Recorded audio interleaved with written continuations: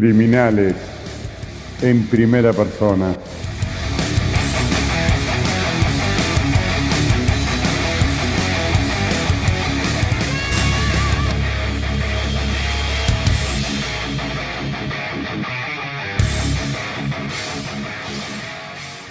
Hola, ¿cómo están? Hoy les voy a contar una historia porque si yo te preguntara, decime cuál fue el asesino serial más emblemático de la Argentina, seguramente vos y muchos de nuestros televidentes dirían, casi sin pensarlo, Robledo Puch. Y yo les digo que se equivocan, que hubo un asesino serial 1000 veces, infinitamente peor que Robledo Puch, no solo por la cantidad de crímenes, sino por el sadismo, la maldad con que lo llevaba a cabo. Si yo te digo el nombre Cayetano Santos Godino, ¿te suena? Te voy a contar la historia. Corría el año de 1906. Una nenita de 3 años, María Rosa Fase, estaba jugando solita en la calle, ubiquémonos en el tiempo. Por medio de engaños, fue llevada por un chico que en ese momento tenía 12 años, nombre Cayetano, hacia un terreno baldío. María Rosa fue estrangulada, enterrada aún viva y cubierta con chapas, basuras, escombros. Recordemos que en 1906 la policía no contaba con los métodos de ahora. La familia de María Rosa hizo la denuncia y quedó en el tiempo como desaparecida. Más adelante sabremos y la familia se enteraría qué es lo que realmente pasó. Corría el mismo año un bebé de 22 meses, cuyo nombre era Julio Bote, en condiciones que no está muy claro si es que la madre lo había dejado en los cochecitos de aquella época, más precisamente el 15 de septiembre de 1908. Santos Godino lo toma a este bebé y con un cigarrillo le quema los ojos. No alcanza su objetivo de matarlo porque la madre, preocupada por la ausencia de Julio, sale a buscarlo, lo ve, le grita. Godino, cual cobarde que siempre fue, huyó y Julio Bote, tiempo después, fallece a causa de la infección que le causan las quemaduras en sus ojos. Todo esto ocurre mientras Santos Godino aún no había cumplido los 13 años.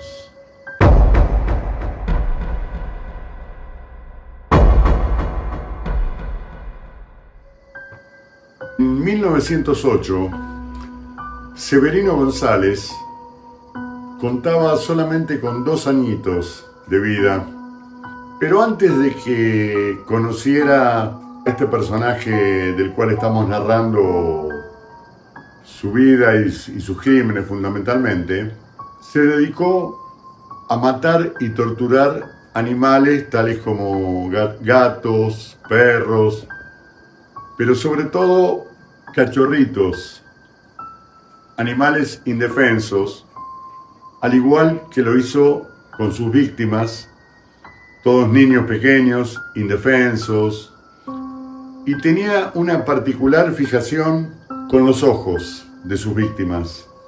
A los animalitos, aves, como te dije antes, cachorritos y demás, les quitaba los ojos mientras aún vivían y después los dejaba morir y miraba el proceso en que se desangraban. Así, conoció a un niño que contaba solo con 2 años de vida. Severino González era su nombre. Lo llevó hasta un estanque donde bebían agua los caballos, lo introdujo en él, intentó ahogarlo, el nene inconsciente, fue tapado ese estanque con unas tablas, pero esta vez el propietario de de este abrevadero de caballos, lo vio. Santos Budino le dice que una señora vestida completamente de negro, y da muchos detalles, era quien había colocado al Severino dentro del estanque, y que él lo que trataba de hacer era de salvarlo. Sus padres, cansados de, no podemos decir travesuras, sino de las barbaridades que cometía Santos, deciden, sin estar seguro de que él había cometido los homicidios que ya te conté, entregarlo a la policía, donde, por su condición de menor, recordemos que tenía 12 años, lo envían a lo que en esa época se llamaba un reformatorio, lugar donde aprende lo mínimo indispensable para leer y escribir. Está 3 años allí, sale aprendiendo lo básico de la cultura, digamos, y consigue trabajo en una bodega luego de vagar indefinidamente por las calles y seguir con su obsesión por matar y torturar animalitos, pero sin cometer ningún delito contra persona o propiedad alguna, hasta que comienza a trabajar donde, por su desgano, por su falta de interés en el trabajo, es despedido. Pero ahí surge un episodio que cambiaría la vida de Santos Budino. Le ponen un sobrenombre que cuando te lo diga, enseguida vas a saber quién fue.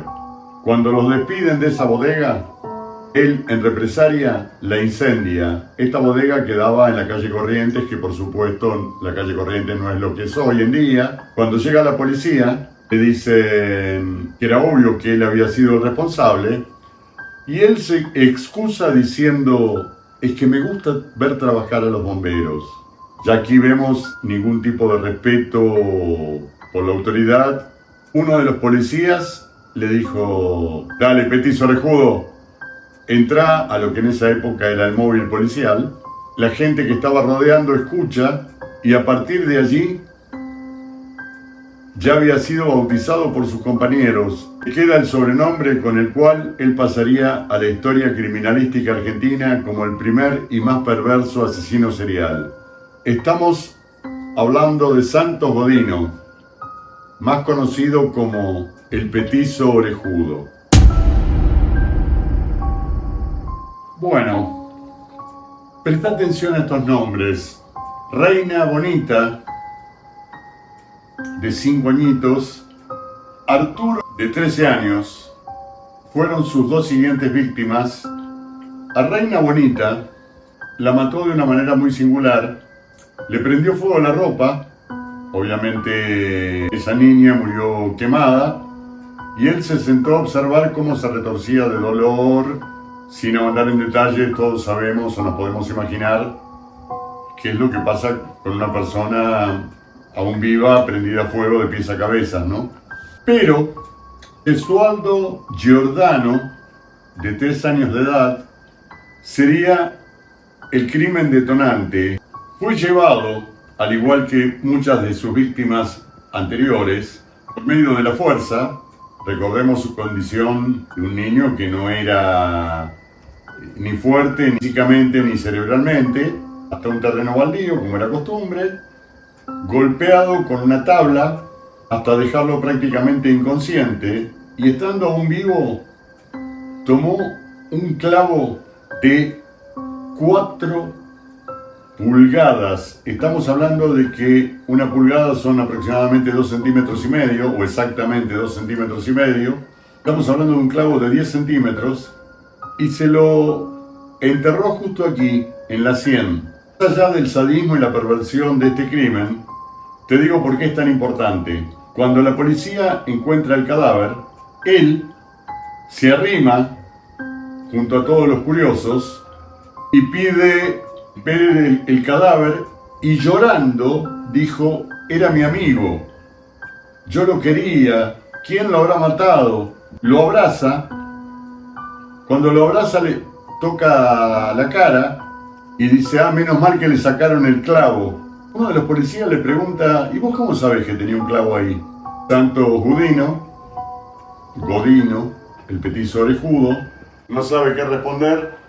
La policía lo detiene y pasa 10 años en una cárcel de Buenos Aires, donde obviamente es objeto de burla y de todo tipo de vejaciones por parte de los demás internos, fundamentalmente porque en esa época los presos tenían el archiconocido uniforme a rayas con una gorrita, y la gorra le resaltaba aún más el tamaño de sus orejas y lo separadas que la tenía de la cabeza, ¿no? Más allá de las burlas y de todas las vejaciones a las que fue sometido, deciden trasladarlo al penal de máxima seguridad que por esos tiempos funcionaba en la ciudad de Ushuaia. Allí se repite una historia que pasa en todos los penales. Los internos realmente son seres humanos y como tales tienen necesidad de brindar cariño, de recibir cariño, independientemente de los delitos y los crímenes que han cometido. Adoptan rápidamente alguna mascota. En algunos casos ha sido lauchas o ratitas, o cuando entraba de casualidad algún gato lo adoptaban como mascota. Vamos a ocuparnos de este último porque es el desencadenante. Un gatito que no era mascota de un solo preso, de un solo interno, sino era la mascota general. Todos los cuidaban, sacrificaban parte de su comida para dársela, se turnaban para llevarlo cada uno a su respectiva celda para dormir junto con el gatito. Por medio del engaño, Petizo Orejudo se lo lleva a dormir con él una noche. El gatito no aparecía y lo encuentran en uno de los baños comunitarios, muerto, y le faltaban los 2 ojos. Y ahí todos, sabiendo que el último que lo había tenido era justamente Godino, aquí viene una parte de la historia que nunca se sabrá, si es que los guardias dejaron de manera voluntaria las celdas abiertas, si de alguna manera, que solo Dios sabe, lograron salir la mayor parte de los presos que estaban en celdas individuales, entraron en un grupo numeroso a la celda de Godino y descargaron todas sus iras y frustraciones en él, causándole la muerte, que no fue ni rápida ni indolora. Ese fue el final del Petizo Orejudo en el año 1944 en la cárcel más austral del mundo y en el penal más mítico de la historia criminológica argentina. Como te dije en un principio, ¿coincidís conmigo que ahora el criminal serial más relevante de toda la historia no es Robledo Puch? Por sadismo, por su corta edad y por la elección no al azar de sus víctimas, estamos hablando, sin ninguna duda, del más perverso, cruel, sádico e importante asesino serial de la historia argentina, quien pasara a ser, diría, mundialmente conocido como el Petizo Orejudo, Santos Godino. Ahora junto con Mati vamos a tratar de entrar en la personalidad y en el cerebro de este verdadero monstruo de quien te acabo de narrar toda su historia. Seguimos después junto a Mati Teixeira. Hoy en Criminales en Primera Persona hacemos una pausa para contarte que estamos subastando el juego de té de Gilla Murano.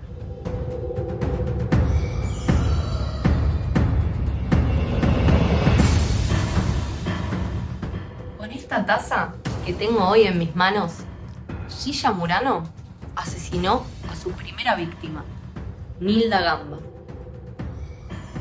Y ahora los invito a seguir adentrándonos en la historia de este mítico personaje. Bueno, Mati, llegó el momento de tratar de meternos en la mente de este criminal tan sádico, perverso y emblemático. ¿Qué es lo primero que te viene a la mente? Porque, como vos dijiste anteriormente en el video, el asesino más, quizás llega a un extremo que decís, no puede ser lo que está haciendo. Se metía con gente indefensa, con nenes de 2 años, 22 meses, bueno, con los animales mismos también. Era un asesino, claramente, bueno, por su forma física, él no tenía fuerza de asesinar a alguien mayor a él. Con todo lo que contaste, la verdad no podía creer lo que estaba escuchando. Coincidimos en que la mayor cobardía es buscar gente, ya sea por edad o por algún defecto físico, más débil que él, que de por sí era una persona débil y enferma. Enferma físicamente, no que no fuese consciente de sus actos.